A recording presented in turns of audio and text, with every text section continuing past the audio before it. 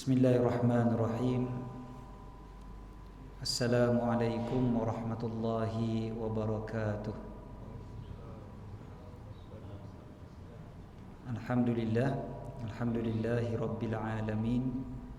Wabihi nasta'in. Wassalatu wassalamu ala sayyidina wa habibina wa syafi'ina maulana Muhammadin al-amin wa ala alihi at-tayyibin wa ashabihi al-akramin wa azwajihi at-tahirati ummahatil mu'minin wa man tabi'ahum bi ihsanin ila yaumiddin.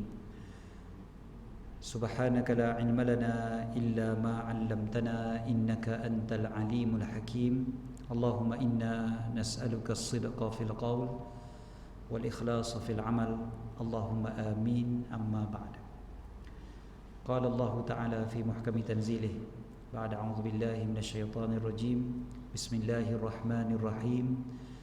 Subhanalladzi asra bi'abdihi lailan minal masjidil harami ilal masjidil aqsa alladzi barakna hawlahu linuriyahu min ayatina innahu huwas samiul basir. Sadaqallahul azim.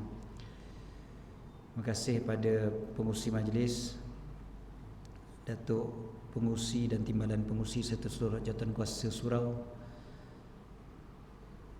para asatizah, tuan-tuan guru, para pimpinan masyarakat, Tan Sri, Datuk Sri, Datuk, tuan-tuan, perempuan, muslimin dan muslimat yang dirahmati dan dikasihi oleh Allah Subhanahu wa taala sekalian. Alhamdulillah, syukur pada Allah. Allah pilih kita pada malam ni. Allah Taala jualah yang pilih, kan? Bukan sebab kita baik mana pun, bukan dengan sebab kita ni rajin sangat ke, tapi memang ini adalah pilihan daripada Allah Ta'ala jugalah. Allah letakkan kita kat sini di rumah dia pada waktu begini, waktu yang mulia, waktu antara maghrib dengan isyak, waktu yang memang sangat-sangat baik untuk kita penuhkan dengan amal ibadat. Allah Ta'ala pilih kita, bukan semua orang yang Allah Ta'ala pilih. Walaupun mungkin di luar sana ramai yang lagi baik daripada kita, ramai yang lagi soleh daripada kita, kan? Ke ada di kalangan kita rasa dia paling soleh kat sini? Ada? Kalau ada lah. Kita rasa orang lain paling soleh boleh, tak apa. Jangan kata saya lah tu ustaz. Kalau ada yang kata begitu tu, istilahnya apa? Poyo.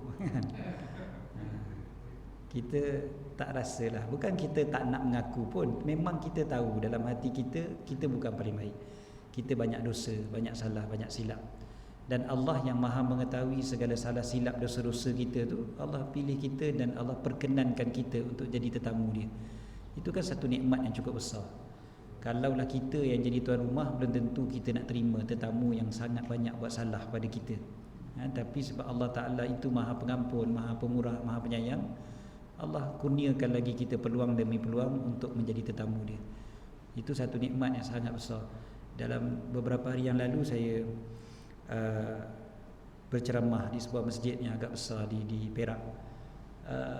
Imamnya umur lebih kurang 70 lebih lah umurnya.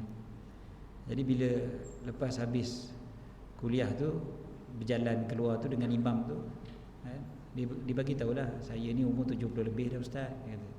Saya kata untungnya lah imam umur 70 lebih dapat terus berkhidmat di rumah Allah. Satu nikmat yang cukup besar yang tak ramai orang dapat.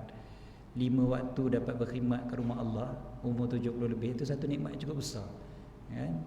Bukan ramai yang dapat, sikit sangat yang dipilih oleh Allah jadi begitu, kan? Imam kita pun muda lagi. Berapa? 30 ada? 33.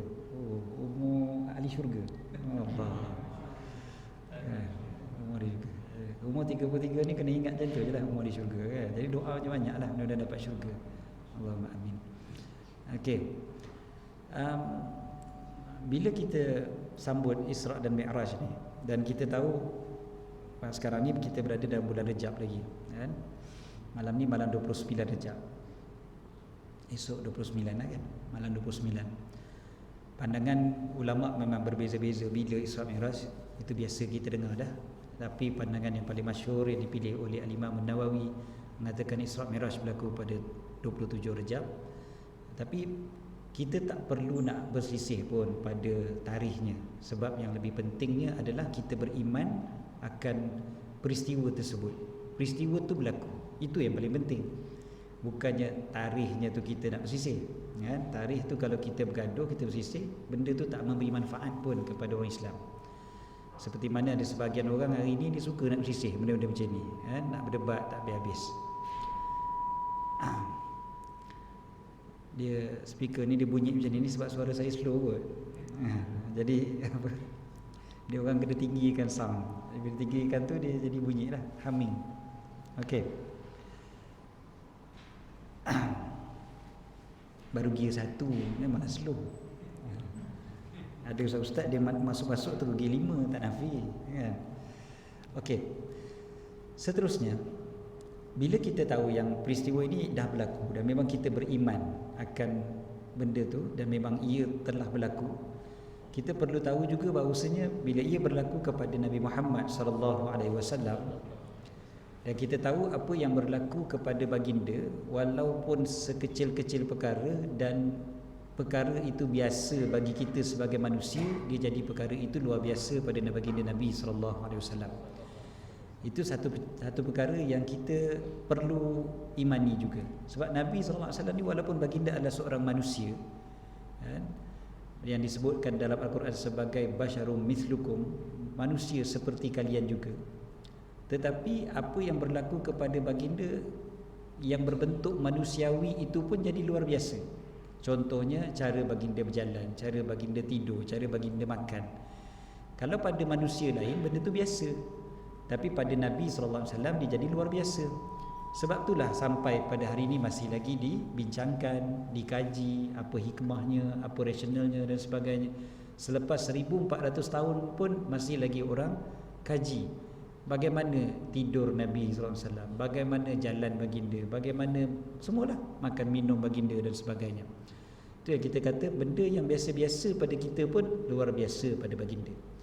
Apatah lagi kalau perkara itu perkara yang luar biasa, yang tak berlaku kepada mana-mana manusia yang lain. Bukan kata manusia biasa macam kita, bahkan para nabi pun tak ada, kan, selain daripada baginda Nabi Muhammad SAW. Jadi tentulah itu lebih besar lagi dan lebih lagi luar biasanya. Dan memang kalau kita nak berbicara tentang Isra' dan Mi'raj sepanjang satu malam memang takkan cukup. Oleh kerana itulah ceramah Isra' Mi'raj berlaku setiap tahun. Tiap-tiap tahun kita dengar ceramah Isra' Mi'raj, kecuali mungkin tahun lepas. Sebab tahun lepas Isra' Mi'raj betul-betul mula-mula PKP, kan? Ceramah-ceramah yang dah disusun pun semua batal. Tak apalah, tapi dah berpuluh tahun dah kita dengar ceramah Isra' Mi'raj. Saya yakin tuan-tuan semua bukan kali pertama dengar Isra' Mi'raj. Tuan-tuan juga bukan orang yang baru nak tahu tentang Isra' dan Mi'raj. Tuan-tuan bukan orang yang tak pernah dengar ataupun baru apa dia Isra' Mi'raj, apa tu. Taklah. Saya rasa mungkin semua kita dah pernah tahu, semua kita dah pernah dengar. Bahkan kita pun boleh bercerita. Kalau anak cucu kita tanya kita apa dia Isra' Mi'raj, kita boleh ceritalah sikit-sikit, kan? Kita tak boleh cerita detail pun, at least yang basic dia kita boleh cover lah, kan, berkaitan dengan Isra' dan Mi'raj itu. Cumanya oleh kerana ini adalah satu perjalanan yang agung, peristiwa yang agung, maka pengajaran daripada peristiwa itu juga terlalu banyak dibahaskan oleh para ulama zaman berzaman. Sampai sekarang para ulama masih lagi tulis kitab-kitab berkaitan dengan Isra' dan Mi'raj daripada sudut-sudut yang pelbagai, kan? Macam-macam sudut mereka bahaskan. Jadi kalau kita nak sentuh daripada satu sudut saja mungkin sempat pada satu malam, tapi kalau kita nak sentuh pada semua sudut memang takkan sempat. Kita perhatikan ayat yang berkaitan dengan Isra'. Ayat yang berkaitan dengan Isra' ni ayatnya satu ayat pertama daripada surah Al-Isra'. Namanya pun surah Al-Isra', kan? Itulah ayat yang berkaitan dengan Isra'. Mi'raj ayat lain pula, kan? Tapi Isra' perjalanan Nabi SAW daripada kota Mekah ke Masjidil Aqsa pada waktu malam itu direkodkan dalam satu ayat. Ayat yang pertama surah Al-Isra'. Allah Ta'ala mulakan ayat ini dengan selepas Bismillahirrahmanirrahim, Subhanalladzi asra, Maha suci yang menggerakkan pada waktu malam. Asra itu perjalanan pada waktu malam, kemudiannya disebutkan pula lailan kemudiannya. Maha suci, Subhana, Maha suci Allah daripada segala kekurangan, Maha suci Allah daripada segala ketidakupayaan, kekurangan yang ada pada kita sebagai manusia. Kita tak boleh disebabkan kepada Allah Ta'ala. Allah Ta'ala suci daripada segala kekurangan. Jadi kalau kita letakkan sebagai seorang manusia, sebagai seorang makhluk, kita ada banyak kekangan dan kita banyak ada problem, ada limit dan sebagainya. Itu manusia, kita. Maka kita memang tak boleh nak buat sesuatu yang di luar daripada kemampuan kita. Tetapi Allah Subhanahu Wa Taala tidak begitu, kerana Allah Taala Maha Suci daripada segala kekurangan. Jadi cerita yang selepas daripada itu semuanya wajib kita imani sebagai kuasa Allah Ta'ala. Kalau kita letakkan pada kita sebagai manusia biasa, memang benda tu susah nak dipercayai, susah nak diterima akal. Tapi sebab Allah yang menggerakkan, maka tak ada yang mustahil. Allah boleh gerakkan laju macam mana, jauh macam mana, semuanya tak pelik. Okey, jadi dimulakan dulu dengan perkataan subhana. Dan kemudiannya Allah SWT sebutkan tentang Nabi SAW di sini sebagai asra bi abdihi, dengan hambanya. Yang inilah yang kita nak ambil pada malam ini. Bila Allah Subhanahu Wa Taala namakan baginda SAW sebagai hambanya, bi abdihi, dengan hambanya, Allah Ta'ala menyebutkan sifat baginda bukan sebagai Rasul pada ayat ini, bukan sebagai kekasihnya, tetapi sebagai hambanya. Nak menunjukkan kepada kita banyak perkara. Kita perhatikan sebelum peristiwa Isra' Mi'raj apa yang berlaku. Tahun kesedihan, tahun yang ke-10 kenabian, tahun kesedihan, Amul Huzni, tahun kesedihan. Tahun kesedihan ini bermula dengan pengakhiran boikot. Adanya boikot berlaku. Dalam setengah riwayat sebut sampai 3 tahun boikot berlaku. Jadi pengakhirannya pada tahun ke-10 itu.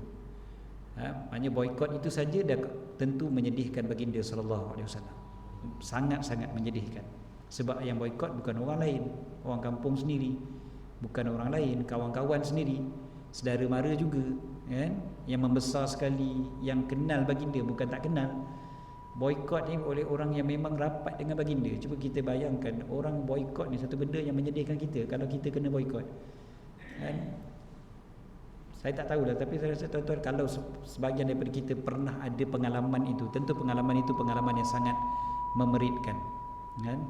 Kita tak boleh bayang sebenarnya macam mana kena boikot dengan kawan-kawan pun kita dah rasa sakit hati. Ini kan pula orang kampung yang dah membesar bersama berpuluh-puluh tahun. Nabi SAW waktu tu umur baginda berapa? 47, 48, 49, 50, begitu.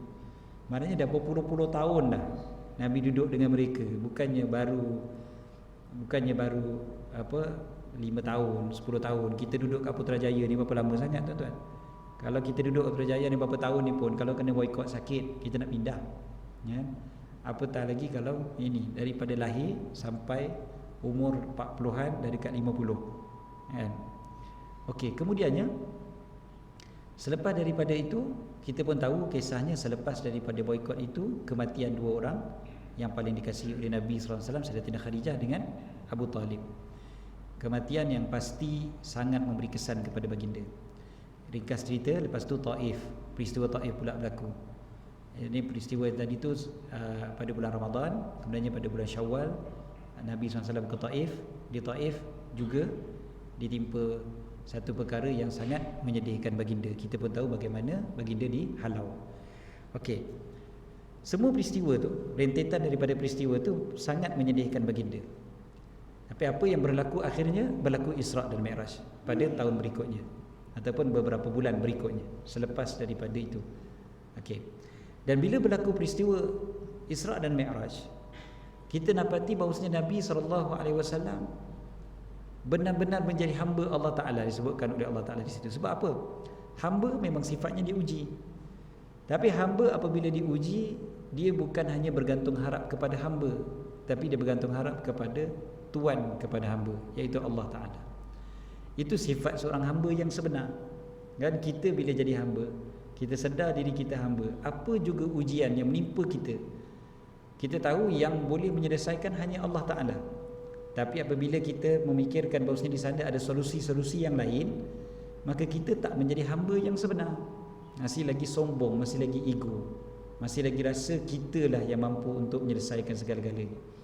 Kesedihan yang menimpa Nabi SAW akhir sekali ditunjukkan bahawasanya perjalanan Isra' dan Mi'raj ini sebagai satu petunjuk bahawasanya memang nak menyelesaikan segala-galanya, semuanya engkau kena jadi hamba pada Allah Ta'ala. Nabi Muhammad SAW sebagai seorang pemimpin, maka baginda diuji dengan ujian-ujian yang begitu dahsyat. Namun begitu kemudiannya Allah Ta'ala tunjukkan pula hadiah-hadiah yang begitu hebat juga. Kan disebutkan pemimpin ini benar, dia punya ganjaran dia besar, tapi ujian dia juga besar. Kan? Apa istilah dia tu? With great power comes great responsibility. Kan? Pakai mikrofon lain terus. Tak sini terus. Tak sini ujung terus.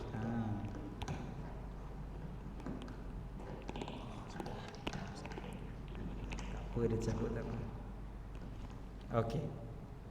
Bismillah. Macam makin slow je.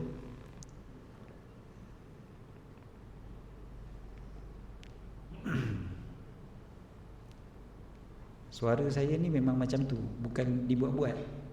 Saya, sahabat-sahabat di Penang tanya saya hari tu, dia jemput dah berapa tahun lepas lah ni. Dia jemput ceramah, lepas tu dia kata lah, Ustaz, saya nak susun Ustaz forum dengan siapa? Ustaz Habak mai. Kami atur. Saya kata saya tak kisah dengan siapa pun tak apa. Tak ada keutamaan apa-apa. Cuma jangan gandingkan saya dengan Ustaz Abdullah Khairi, saya kata. Dia kata, awak Ustaz kelai dengan dia ke? Tak ada, saya baik je dengan dia, tak ada masalah. Habis tu saya kata kesian kat PA system. Jenuh kejap nak naik, kejap turun, kejap naik, kejap turun. Ustaz lah dia tak perlu mikrofon pun kan. Dia tempik sekali je habis. Saya pernah khutbah di satu masjid di Selangor, khutbah di satu masjid. Saya khutbah, waktu tu mikrofon dia rosak. Mikrofon dia sekejap ada, kejap tak ada. Jadi mula-mula hilang tu waktu kita tengah baca yang rukun khutbah. Jadi kena ulang balik lah. Takut kita tak dengarkan kepada jemaah. Ulang balik rukun. Tak apalah, tapi mood tu lari jugalah. Habis saja khutbah sembahyang Jumaat, habis sembahyang Jumaat, AJK masjid datang jumpa saya. Dia kata, Ustaz, minta maaf, kami tengah ubah PA sistem baru. Tapi sebab elektriknya, apa dipanggil tu, power supply tak support PA yang baru lagi ni, kami tengah tunggu dia orang datang ubah ataupun upgrade kan. Jadi saya kata tak apa, tak ada masalah. Lepas tu dia kata tapi Ustaz, minggu lepas Ustaz lain khutbah, okey je Ustaz. Okey tu maksudnya apa? Mikrofon rosak ke? Mikrofon elok ke? Tak, mikrofon rosak juga tapi okey. Rosak tapi okey tu macam mana? Dia kata semua jemaah dengar. Siapa yang khutbah? Ustaz Abdullah Khairi kata. Entah pun kata. Nak banding anda dengan Ustaz Allah mana boleh kata. Dia tak payah mikrofon. Okey. Tadi balik pada ayat tadi. Nabi SAW sebagai seorang pemimpin, bagi dia sebagai seorang pemimpin, tapi kita perlu faham pemimpin datang juga dengan ujian, dan ujian yang besar. Nak dapatkan jawatan yang besar, dia punya ujiannya juga besar. Ujian itu sama ada ujian dalam bentuk dunia ataupun ujian dalam bentuk akhirat. Kedua-duanya akan datang, dan ujian-ujian ini datang, kemudiannya tengok berjaya ke tidak, lulus ke tidak. Dan yang lulus adalah apabila kita yakin kita adalah hamba kepada Allah Subhanahu Wa Taala. Sebab pemimpin, kalau dia rasa dia memimpin dengan sebab dia tu hebat, dengan rasa dia tu yang mampu untuk memimpin dan mengatur segala-galanya dengan egonya, akhir sekali Allah Ta'ala lepaskan bagi pada dia sendiri. Kau nak sangat, kau rasa hebat sangat, kau tadbirlah sendiri. Tapi apabila rasa diri itu sebagai hamba, dia tak menjadi lemah, bahkan dia menjadi kuat dengan bantuan daripada Allah Ta'ala. Dalam masa yang sama dia tak akan ego, dia akan buat sehabis baik sebab dia hamba Allah Ta'ala yang maha hebat. Dan Allah Ta'ala pula suka hambanya yang buat sesuatu amalan dengan secara itqan, dengan cara yang terbaik. Aku buat sehabis baik sebab aku adalah hamba Allah, maka aku buat secara habis baik. Tapi dalam masa yang sama aku tak perlu nak berbangga diri, tak perlu nak rasa takabur, tak perlu rasa besar diri, sebab aku yang sebenar-benar adalah hamba. Dapat gabung dua-dua nilai itu, maka cantik lah. Kan? Dia tidak terlalu merendah diri sehingga hina dirinya ataupun tak ada rasa confident langsung. Dalam masa yang sama dia tidak meninggi diri sehingga rasa takabur. Kan? Dah dapat balance antara kedua tu, dia jadi seorang pemimpin yang sangat elok. Yang sangat elok. Kita tengok Nabi SAW, Nabi sebut apa? Ana sayyidu waladi Adam wala fakhar. Aku adalah penghulu kepada anak Adam, tetapi aku tidak berbangga. Aku tak rasa besar diri. Itu Nabi SAW. Tapi baginda mengakui baginda adalah penghulu anak Adam. Ana sayyidu waladi Adam. Bukan baginda nafikan sifat itu. Sifat kepimpinan yang ada pada baginda, baginda tak nafikan. Tapi baginda kata wala fakhar. Tapi aku tidak berbangga dengan perkara itu. Sebab Nabi SAW, cuba kita perhatikan, baginda memang pemimpin hebat dalam memimpin, dalam mentadbir, dalam menyusun strategi dan sebagainya. Tapi pernah tak kita jumpa mana-mana orang, sama ada sahabat ataupun musuh, yang mengatakan baginda sombong? Kita tak akan jumpa. Bahkan baginda apabila bercakap, kan disebutkan, tuan-tuan ingat kalau satu hadis yang disebutkan dalam kitab Syama'il Muhammadiyah, bila mensifatkan Nabi SAW, baginda disebutkan idzal tafata iltafata jami'a. Idzal tafata iltafata jami'a. Iltafat ni apa? Iltafat ni maksudnya berpaling.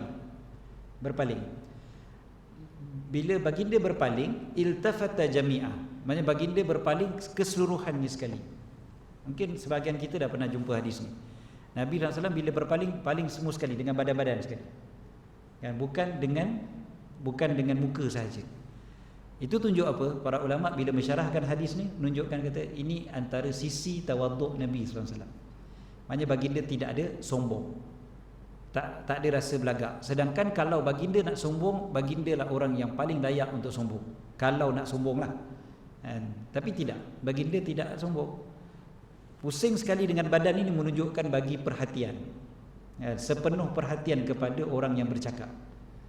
Walaupun orang yang bercakap itu lebih rendah, kita kalau dengan orang yang lebih tinggi, yes, kita tunjukkan kita punya fokus kepada orang yang bercakap. Bahasa tubuh badan kita ni, body language kita ni menunjukkan kata kita memang fokus kepada orang tu. Tapi bila orang yang lebih rendah daripada kita bercakap, kadang-kadang kita lupa benda ni.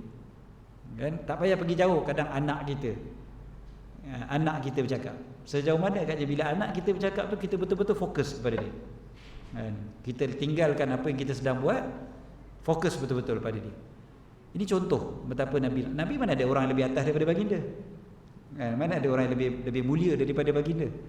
Jadi maksudnya kat sini semuanya cerita tentang orang yang lebih rendah daripada baginda. Para sahabat, kan, semua lebih rendah daripada baginda. Tapi baginda fokus, kan, sampai berpaling sekali-kali dengan badan sekali bila bercakap. Ini contoh betapa Nabi SAW seorang pemimpin yang hebat. Tapi dalam masa yang sama, baginda adalah seorang hamba. Bi'abdihi tadi tu, sebagai seorang hamba. Allah Ta'ala gerakkan baginda sebagai seorang hamba. Gerakkan pula daripada Masjidil Haram ke Masjidil Aqsa. Perjalanan itu kita pun tahu bahawasanya disertai dengan Malaikat Jibril. Malaikat Jibril jalan sekali. Malaikat Jibril bermusafir sekali dengan baginda SAW. Kalau ikutkanlah, boleh sahaja Allah Ta'ala letakkan, turunkan sahaja burak itu, burak, Nabi naik je lah atas burak lompat sekali sampai dekat Masjidil Aqsa, dah lah turun dekat Masjidil Aqsa, sampai next station turun. Tapi kenapa perlu ada sedekat sekali dengan Malaikat Jibril? Rupa-rupanya perjalanan menuju Allah Ta'ala memerlukan kepada pembimbing. Kita ni walaupun kita rasa kita ni pemimpin, dan pemimpin terror mana pun, hebat mana sekalipun kita ni, tinggi mana kita sekalipun, dalam keluarga kita ketua, dalam masyarakat ke, dalam negara ke, tak kisah, kita masih lagi memerlukan kepada pembimbing. Mesti ada. Kalau tidak ada yang membimbing, kita rasa kitalah segala-galanya, yang tu bahaya. Kisah surah Al-Kahfi yang kita baca tiap-tiap hari Jumaat, cerita tentang Nabi Musa cari Nabi Khidir tu. Kan kisah tu berlaku apabila Nabi Musa ditanya oleh satu orang, ada tak orang yang lebih alim daripada kamu? Nabi Musa jawab tak ada. Bukan Nabi Musa jawab tak ada sebab baginda belagak sombong, tapi mengikut ilmu baginda, tak ada orang yang lebih alim daripada baginda. Sebab baginda adalah Nabi, Rasul. Baginda diutuskan oleh Allah kepada Bani Israel. Baginda adalah orang yang disebutkan sebagai Kalimullah. Memang baginda seorang yang sangat hebat. Jadi bila orang tanya, ada tak orang lebih alim daripada Tuhan? Baginda jawab, tak ada. Maka turun ayat yang memerintahkan supaya baginda bermusafir mencari seorang yang dikurniakan ilmu oleh Allah Ta'ala, yang disebutkan oleh ahli tafsir sebagai Nabi Khidir.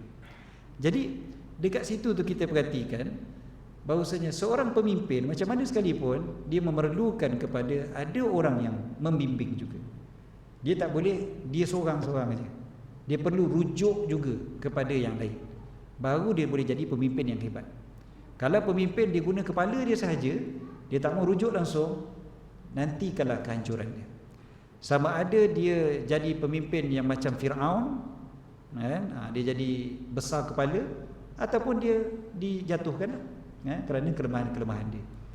Jadi ini satu perkara yang perlu kita ingat selalu. Kita manusia perlu sentiasa dibimbing. Guru-guru kita pun kalau kita perhatikan, tutup guru sekalipun, mereka masih lagi belajar. Tuan-tuan tengok macam mana akhlak guru-guru kita, tutup guru kita. Kadang-kadang kita tengok. Saya ingat 20 tahun lepas, saya pergi ke Mahat Derang di Kedah.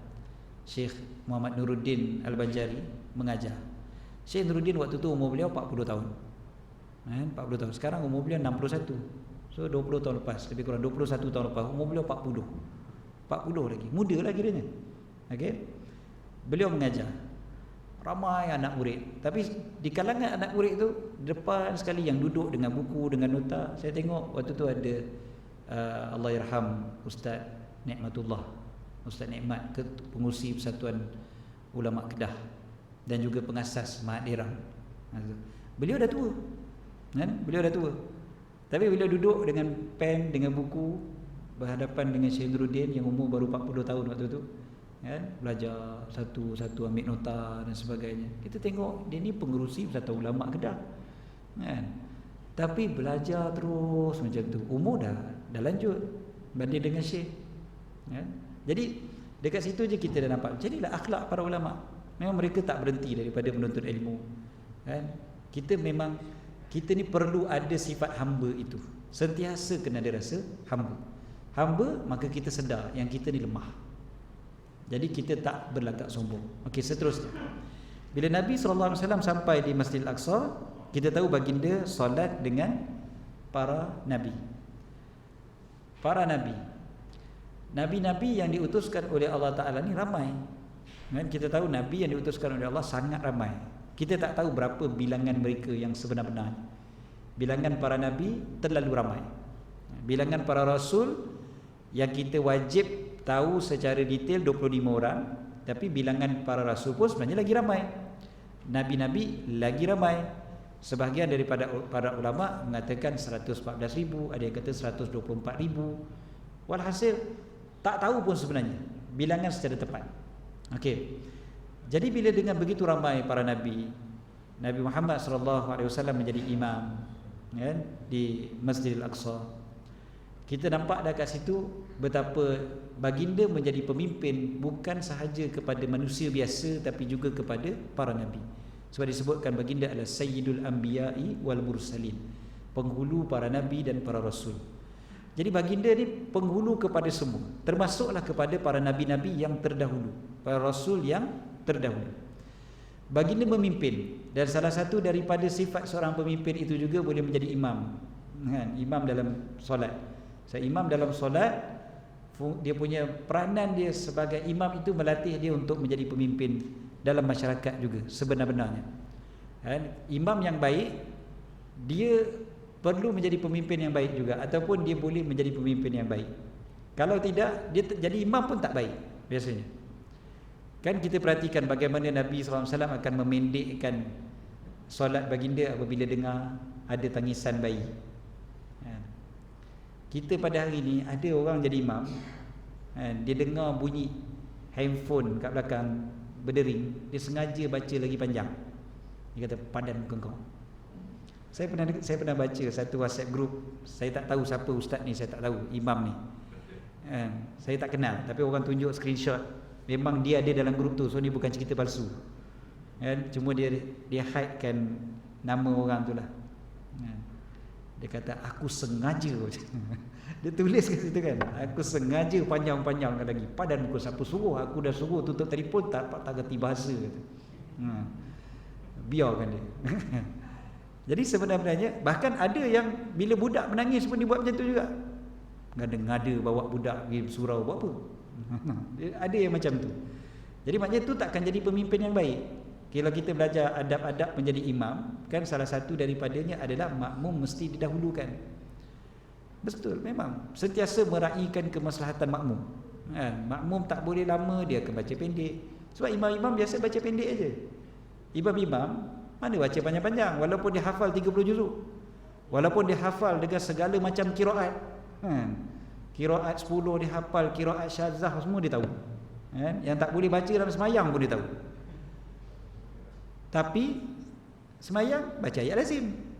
Sebab apa? Meraihkan makmum. Meraihkan makmum, menjaga makmum. Makmum tu perlu didahulukan. Kalau solat sunat tu cerita lain. Solat tarawih betul-betul kan solat sunat. Kita cerita solat 5 waktu ni. Solat 5 waktu ni dia baca pendek-pendek je. Supaya menjaga kita semua. Ini contoh.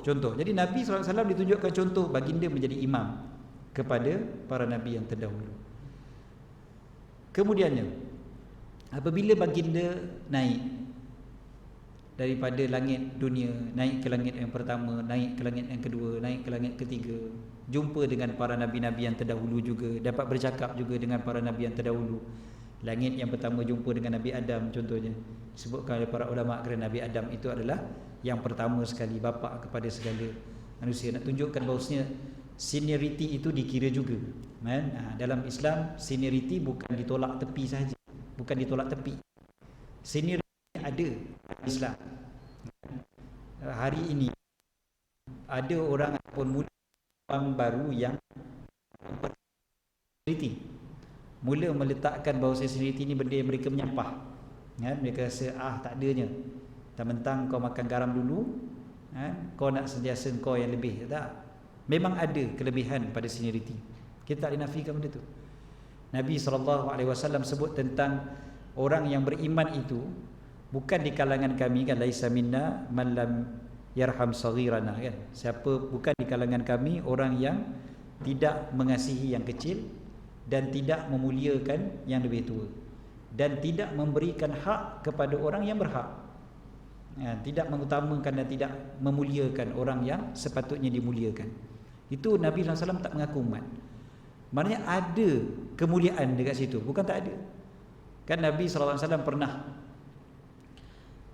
minum di tepi baginda, ada seorang sahabat yang muda, budak lagi, ada sahabat yang lebih tua. Bila Nabi SAW minum, balance daripada minuman baginda, adabnya bila kita makan minum, kita kena pelawa yang sebelah kanan kita, walaupun yang belah kanan itu lebih muda daripada yang sebelah kiri. Yang ni kadang-kadang budaya Melayu ada silap sikit. Kadang-kadang kita lebih utamakan yang lebih tua. Sebenarnya yang lebih diutamakan adalah sebelah kanan. Tapi tunggu dulu, ada adab dia. Adabnya bagaimana? Nabi SAW tanya kepada yang muda, boleh ke tidak kalau aku bagi dulu kepada yang tua? Kat sini kan Nabi menjaga hati kedua-duanya. Yang muda dijaga, yang tua pun dijaga maknanya. Yang berhak adalah yang muda tadi sebab dia duduk belah kanan. Jadi Nabi tanya pada dia, minta izin, boleh tak kalau aku bagi dulu kepada sahabat yang duduk sebelah kiri ni, lebih tua? Jaga hati dua-dua. Tapi ialah sahabat, dia tahu kelebihan dapat minum bekas Nabi SAW. Memang takkan bagilah. Tak ada, aku takkan bagi lebihan engkau, aku takkan utamakan siapa-siapa pun nak minum lebihan engkau, wahai Rasulullah. Sebab keberkatan Rasulullah SAW tu memang takkan ada tolak tandingnya. Tak apalah. Tapi sebenarnya ceritanya Nabi tunjukkan contoh. Ada kemuliaan dekat situ sebenarnya. Alright. Bila Nabi SAW naik ke Sidratul Muntaha, kemudiannya naik lagi. Diperintahkan oleh Allah untuk naik sampai ke tempat yang mana malaikat Jibril pun tak boleh sampai. Kat situ kita tahu kan macam mana malaikat Jibril kata, kalau aku langkah maka aku akan terbakar. Kat sini para ulama sebutkan betapa nak menunjukkan kemuliaan Nabi SAW mengatasi hatta malaikat yang paling mulia, iaitu malaikat Jibril. Kita berhenti untuk azan dulu kan. Kita berhenti untuk azan, nanti kita sambung lagi insya-Allah. Bismillah, alhamdulillah, salatu wassalamu ala sayyidina Rasulillah. Tuan-tuan, lepas habis doa azan kan, lepas habis doa azan jangan lupa doa untuk mak bapak sekali kan. Habis doa azan, Rabbighfirli wali walidayya, Rabbighfirli wali walidayya, Rabbighfirli wali walidayya. Jangan lupa baca doa minta ampun untuk mak bapak, warhamhuma kama rabbayani saghira. Minta Allah Taala kasihani mereka seperti mana mereka mengasihani kita waktu kecil. Kemudiannya ada lagi satu doa yang diajarkan oleh para ulama salafus salih. Selepas azan mereka biasa doakan juga untuk zuriat keturunan, bukan saja untuk mak bapak tapi untuk anak-anak. Sebab ini salah satu daripada waktu doa mustajab. Jadi digunakan masa tu. Jadi salah satu doa yang diajarkan selepas daripada azan, lepas habis doa yang maksud daripada Nabi sallallahu alaihi wasallam tu biasa ditambah Allahumma barik lana fi zurriyatina. Ya Allah, berkati kami pada zuriat keturunan kami. Kemudiannya wala tadurrahum, janganlah engkau memudaratkan mereka. Kemudiannya wawaffiqhum li ta'atik, taufikkan kami, perkenankan kami dan perkenankan mereka untuk mentaatimu. Solat itu sendiri yang kita nak solat, jadi berikanlah taufik agar kami dan juga mereka juga solat. Kemudiannya last sekali, warzuqna birrahum, dan kurniakan kami kebaikan atau baiknya mereka pada kami, taat mereka kepada kami. Warzuqna birrahum. Itu salah satu doa yang diajar oleh para ulama salafus salih selepas daripada azan. Selain daripada doa untuk mak bapak, doa pula untuk zuriat keturunan kita. 4 benda ni kita nak sangat pada keturunan kita pun. Berkati mereka, maknanya kebaikan mereka tu berkembang, bercambah dan sebagainya. Kemudiannya wala tadurrahum, jangan mudaratkan mereka, jangan apa-apakan mereka, maknanya peliharalah mereka. Itu benda yang kita nak pada anak-anak kita, jangan mereka dimudaratkan apa-apa. Kemudiannya wawafiqna wawafiqhum li ta'atik, kurniakan taufik agar dapat taat kepada engkau. Mudah-mudahan anak cucu kita semuanya di kalangan mereka yang taat pada Allah. Yang keempat, warzuqna birrahum, kita nak anak-anak yang buat baik pada kita, anak-anak yang taat pada kita. Jadi 4 perkara ni memang itulah kebahagiaan kita sebagai mak bapak. Dapat 4 perkara ni, inilah yang paling membahagiakan kita sebagai ibu bapa. Jadi ini doa yang patut kita baca kan selepas azan. Okey. Tadi bila kita sebutkan tentang Isra dan Mi'raj tadi tu, bila Nabi SAW naik dan sampai ke tempat yang mana malaikat Jibril pun tak dapat sampai. Malaikat Jibril pun tak dapat sampai, maka kita dapati bahawasanya baginda lebih mulia bahkan daripada malaikat Jibril. Dan disebutkan para ulama akidah Ahlussunnah wal Jamaah bila menyatakan bahawasanya Nabi SAW naik ke langit, bukan bermakna Allah Ta'ala itu bertempat di langit, tetapi sebab Nabi SAW itu yang memerlukan kepada tempat, kerana baginda adalah makhluk, maka hendak mendapatkan suatu perintah yang besar, nak menampakkan satu perkara itu sangat-sangat besar, maka diperintahkan kepada baginda untuk naik ke langit. Naik sampai ke langit yang tinggi itu bukan sebab Allah Ta'ala yang bertempat di langit, tetapi sebab Nabi SAW itu makhluk, maka Nabi memerlukan kepada tempat. Maka diangkat lagi, tinggi lagi, sampai ke tempat yang mana malaikat pun tak boleh capai. Itu dia punya pengajaran yang perlu kita faham. Jangan kita faham, oh Nabi naik ke langit sebab Allah ada kat langit. Bukan begitu. Okey, kemudiannya diperintahkan solat. Ini kita ringkas-ringkas ya. Sebab ni ceramah waktu PKP ni dia tak tak boleh panjang-panjang sangat, dia tak boleh elaborate sangat. Jadi kita ringkas-ringkaskan aja. Terus pergi kepada Nabi SAW dapat perintah solat. Bila dapat perintah solat, kita pun tahu baginda turun yang 50 waktu kurang, jadi kurang sampai jadi 5 kan. 5 tapi dapat pahala macam 50. Okey. Dan pengajaran yang besar dekat sini adalah sebagai seorang hamba, solat adalah perkara yang paling utama. Kemudiannya, kita ni ada masalah ke, kita tengah seronok ke, tengah sedih ke, tengah lapang ke, tengah sibuk ke, kita tengah dalam keadaan rehat ke, penat ke, sujudlah. Begitulah. Ya, bukan tunggu sedih baru nak sujud, tapi ketika gembira juga sujud.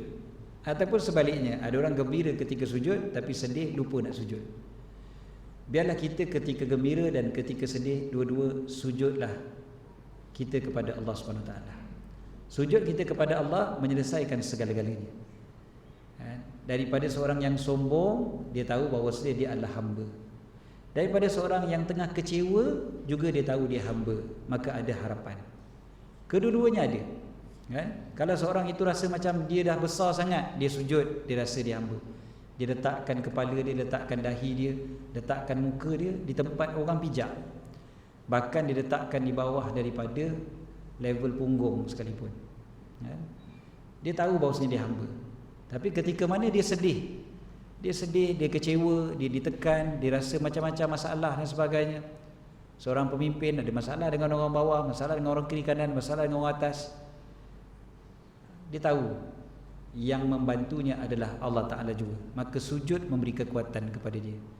Dua-dua tempat tu sujud jugalah dia punya penawarnya. Jadi kita tengoklah sejauh mana kita sujud. Sujud dengan erti kata seorang hamba, solat seorang hamba, bukan solat seorang yang sombong. Jadi solat seorang hamba, maka dia akan dapat khusyuk, sebab dia sedar dia sedang solat, dia sedang bermunajat pada Tuannya, bermunajat kepada Allah yang Maha Kuasa, yang Maha memerhatikan dia, yang Maha tahu apa yang ada dalam hati dia. Dia tahu, Allah Ta'ala tengok hati aku ni. Allah Ta'ala tahu segala rahsia-rahsia aku. Ya'lamu sirra wa akhfa. Allah Ta'ala tahu semua. Allah Ta'ala tahu. Jadi dia solat dalam keadaan diri dia sedar dia hamba, maka dia boleh khusyuk. Kita kalau lupa kita hamba, kita solat sekadar sebagai tanggungjawab, dah kena solat dah ni, dah masuk waktu, solat dah, maka solat kita sekadar melepaskan kewajipan kita saja, dia tak jadi khusyuk. Jadi kalaulah ditanya apa cara untuk khusyuk, dia bermula daripada mindset kita dulu.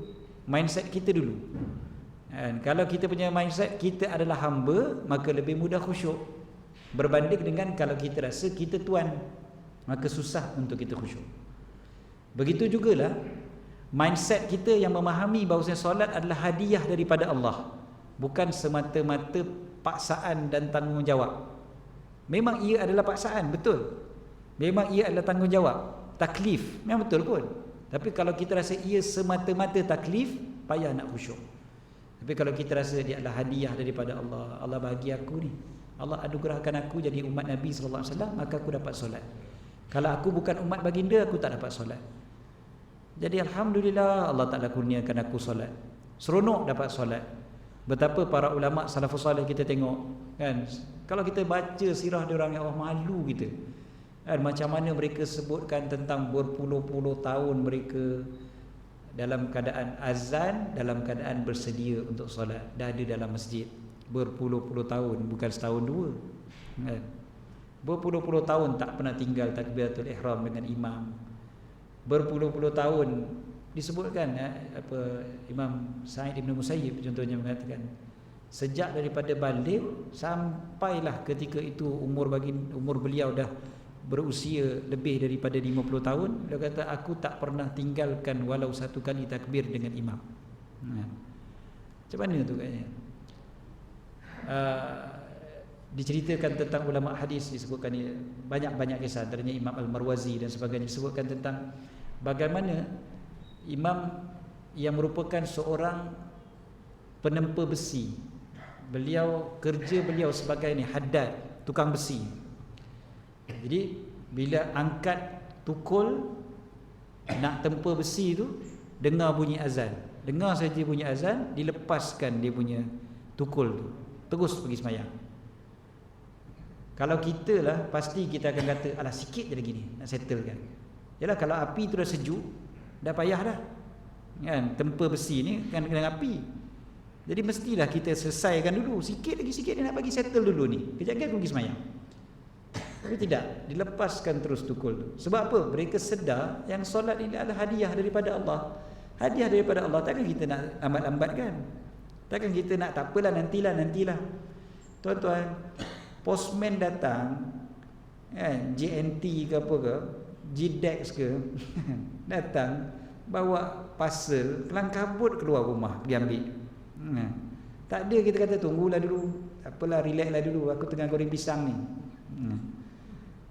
Kelang kabut kita keluar ambil kan, parcel yang sampai ke rumah kita. Ini kan pula hadiah daripada Allah SWT. Jadi maknanya dia balik semula kepada cara kita fikir, mindset kita. So mindset kita kata ini adalah hadiah daripada Allah kepada aku seorang hamba, maka aku akan hargai dia sangat-sangat. Aku akan hargai dia. Maka ketika itu solat lebih mudah untuk khusyuk. Nak cerita tentang khusyuk dalam solat banyak lebar lah, tapi ini salah satu daripadanya pengajaran daripada Isra dan Mi'raj. Nabi SAW selaku seorang hamba bi'abdihi, kan? Yang merupakan kekasih Allah. Akhir sekali, bila kita sebut tentang Isra dan Mi'raj, seorang hamba, perjalanan seorang hamba. Hamba sifat dia adalah dia tidak akan lawan, dia tidak akan ingkar, dia tak akan berani untuk mempersoalkan keputusan Tuhan dia. Maka begitulah kita sepatutnya dengar ceramah Isra Mi'raj ni dah berpuluh-puluh tahun. Sejauh mana kita betul-betul menjadi seorang hamba taat pada Allah. Bila Allah Ta'ala suruh, ada tak kita masih lagi bertapi-tapi? Allah Ta'ala suruh, kita macam ayolah, tapi kalau ada lagi bertapi-tapi, kita tak jadi hamba lagi lah tu, ya? Kita masih lagi boleh mempersoalkan apa perintah-perintah yang diberikan kepada kita, maka bukan hamba tu nama dia. Kita kalau rakan sejawat, tak ada masalah, kita boleh berdebat, kita boleh berbahas dan sebagainya dengan kawan kita. Kawan kita kata A, kita kata B, itu tak pelik, sebab kita sama-sama pangkat kita sama. Pekerja dengan bos pun masih lagi boleh menjawab dengan tertib, tentu sekali, dengan adab. Dia masih lagi boleh menjawab. Dia kata, tapi bos, why not kita buat macam ni, contohnya. Masih boleh lagi, masih boleh. Tetapi seorang hamba dia lain, kan? Hamba ni kalau ikutkan, dia tak layak pun untuk bagi pandangan ke apa. Dia dengar je, aku dengar dan aku taat, itu je. Itu seorang hamba yang baik, kan? Kita dengan Allah Ta'ala, sekali kita pula yang pandai-pandai kata tapi, kita yang pandai-pandai tapi tu. Tanya, tahu tak tutup aurat tu wajib? Tahulah wajib. Tapi, kan dia ada tapi dia. I want to be myself, I don't want to be a hypocrite. Kan biasa dia ada tapi dia. Jadi maknanya tak jadi hamba lagi lah pada Allah Ta'ala tu. Kita punya tapi tu macam-macam lah. Kadang-kadang kita tapis dengan nafsu, kadang-kadang kita tapis dengan akal fikiran. Sebab kita rasa kita cerdik sangat, maka kita rasa ada benda yang kita lebih tahu. Syariat kata A, kita kata B lebih baik, sebab akal kita kata B lebih baik. Isra Mi'raj mengajar kita benda yang sampai akal tak boleh jangkau sekalipun, dengar dan taat, dengar dan percaya. Isra dan Mi'raj bukan benda yang boleh diterima dari akal orang-orang kafir Quraisy. Tentu sekali. Para sahabat pun tak boleh terima dengan akal, tapi mereka terima dengan iman. Itu beza dia. Bila terima dengan iman, settle lah. Terima dengan akal memang susah. Kita pada hari ini, tuan-tuan, apa benda yang Allah Ta'ala perintahkan, ramai yang masih lagi bertanya tentang apa dia punya scientific reason, apa dia punya statistik. Maknanya kalau buat macam ni, statistiknya begini, contohnya. Kita masih lagi beriman kepada statistik, bukan beriman kepada perintah Allah. Seolah-olah statistik itu lebih besar. Kalau kita nak yakinkan orang yang tak percaya, maka kita cari dia punya hikmah dari sudut sains, itu tak ada masalah. Bukan sebab kita tak percaya, tapi sebab kita nak meyakinkan orang lain. Itu silakanlah. Tapi kalau kita masih lagi memerlukan kepada bukti sains, baru kita nak percaya apa yang Allah Ta'ala suruh, dekat situ ada masalah. Tuan-tuan ingat ada satu kajian, saya sampai sekarang tak jumpa pun so called kajian tu, tapi orang kata ada, yang kononnya bila kita solat, kita ada charge positif dengan negatif tu, dia kata kita ni recharge. Bila kita solat ni, solat berjemaah kena recharge, ada charge positif, charge negatif. Lepas tu dia kata kenapa solat subuh 2 rakaat, sebab apa, subuh ni kita baru bangun tidur, jadi kita tak perlu banyak sangat recharge. Zuhur tu 4 sebab kita perlu banyak nak kena recharge. Okey lah, tak apalah, katakanlah kajian tu ada, walaupun saya tahu banyak kajian yang disebahkan kepada orang Islam ni, kajian-kajian yang viral di internet ni banyak yang tak ada pun sebenarnya kajian tu, tapi orang kata ada. Macam yang kata air tu kan, air kalau dia kata air zam-zam ataupun air yang dibacakan apa-apa tu yang jadi kristal, jadi apa semua tu kan. Itu kan bila kita cek balik, profesor dari Jepun tu rupanya dah dibalas balik pun oleh saintis-saintis lain kan. Dia kata dia tak boleh nak membuktikan pun sebenarnya kajian tu. Ya, dari segi saintifik dia tak dibuktikan pun kajian tu. Sebenarnya kenapa? Kita tak perlu pun sebenarnya benda tu. Kita tak perlu pun sebenarnya. Kan? Sebab sains ni masih lagi dia boleh berubah-ubah, dia masih lagi boleh jumpa lagi penemuan baru dan sebagainya. Katakanlah penemuan baru mengatakan sembahyang subuh 2 rakaat tak cukup untuk charge. Kan? Sebab orang Malaysia selalu tidur lewat malam, lepak kedai mamak, kan? Dan sebagainya. Makanan pun tak bagus, ozon pun dah makin nipis dan sebagainya. Jadi saya cadangkan sembahyang subuh 3 rakaat untuk cukup recharge. Kita takkan terima, ya? Sebab kita tahu yang suruh kita solat subuh 2 rakaat adalah Nabi SAW. Selesai. Kita dengar, kita percaya, kita taat. Itu orang yang beriman. Ya? Bab harta pusaka, Nabi SAW bagi tahu, dalam Quran sebut secara jelas. Kan, begini. Kita dengan harta pusaka, mana boleh macam ni, tak adil begini. Kita kata tak adil. Perhatikan Allah SWT sebutkan tentang sifat orang yang beriman apabila diturunkan, bila mereka menjadikan Nabi SAW sebagai hakim, kan? Fala wa rabbika la yu'minun hatta yuhakkimuka fima syajara bainahum, menjadikan engkau sebagai hakim pada apa yang mereka persisihkan. Tapi bukan itu saja, bukan jadikan hakim lepas tu lawan, tak, kan? Tetapi thumma la yajidu fi anfusihim haraja, tak dapati pada diri mereka tu ada haraj, ada rasa tak puas hati, rasa berat, rasa ni, tak. Bahkan wa yusallimu taslim, mereka terima betul-betul, mereka terima bulat-bulat. Begitu.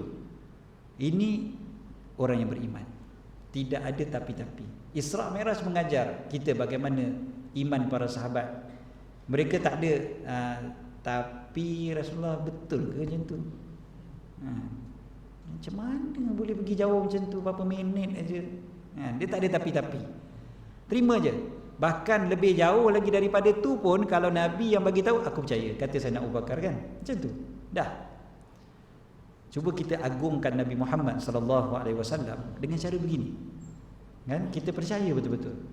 Dia tidak ada ruang lagi untuk kita nak mengatakan yalah mungkin salah lagi ke, tak, kan? Terima betul-betul. Inilah orang yang benar-benar beriman. Dan mudah-mudahan Isra dan Mi'raj yang kita sambut setiap tahun benar-benar menjadikan kita sebagai seorang hamba. Dan akhir sekali, sebelum kita tutup, kita dah berada pada pengakhiran bulan Rejab. Lusa kita akan bertemu dengan bulan Sya'ban, insya-Allah, hari Ahad malam Isnin, kan? Jadi lusa lah kan, Ahad malam Isnin kita akan bertemu bulan Sya'ban, insya-Allah. Bulan Sya'ban diajar oleh para ulama untuk banyakkan berselawat kepada Nabi sallallahu alaihi wasallam. Salah satu daripada sebabnya, ada riwayat mengatakan ayat perintah selawat diturunkan pada bulan Sya'ban. Ada juga riwayat mengatakan ayat selawat ini diturunkan pada malam Isra Mi'raj. Ada riwayat mengatakan dia diturunkan pada bulan Sya'ban. So Bulan Syaban, bulan berselawat kepada Nabi sallallahu alaihi wasallam, banyakkan selawat. Mudah-mudahan makin banyak selawat, jumpa bulan Ramadan dalam keadaan cinta kita kepada baginda berada di tahap yang sangat-sangat tinggi, agar mudah pula kita nak mengamalkan sunnah-sunnah baginda pada bulan Ramadan itu. So Ramadan kita akan jadi lebih hebat bila cinta kita makin tinggi, cinta kepada Nabi sallallahu alaihi wasallam. Mudah-mudahan kita jadi lebih kuat untuk beribadat pada bulan Ramadan tahun ini. Tuan-tuan, kita doakan keberkatan bagi kita pada bulan Rejab dan Syaban. Mudah-mudahan Allah sampaikan kita ke bulan Ramadan. Mudah-mudahan kita dapat Ramadan yang lebih baik lagi, yang terbaik yang kita pernah dapat semua hidup kita. Dan mudah-mudahan kita jadi hamba Allah SWT, bukan hamba kepada manusia, bukan hamba kepada diri kita sekalipun, tapi semata-mata hanya hamba kepada Allah, menjadi pengikut yang benar-benar setia kepada baginda Nabi Muhammad sallallahu alaihi wasallam. Allahumma amin. Aku qauli hadza wa astaghfirullahal azim li wa lakum. Bismillahirrahmanirrahim.